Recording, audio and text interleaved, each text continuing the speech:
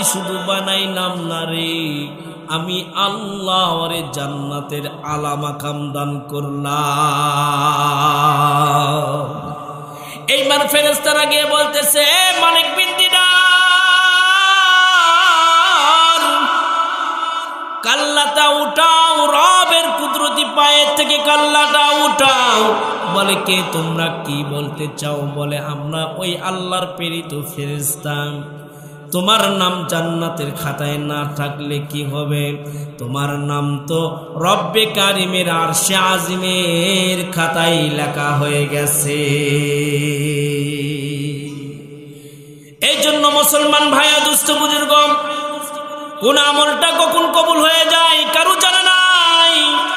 সুতরাং আমরা ছোট থেকে ছোট যা আমল পাইব সব আমল করতে রাজি আছি তো ইনশাআল্লাহ।